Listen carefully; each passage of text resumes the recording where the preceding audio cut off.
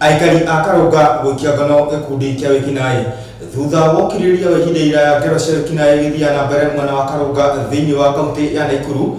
Aikari a itũra rĩrĩ matuĩte itua rĩa gwathana na njangiri ici nginya itindiĩ-inĩ ciao.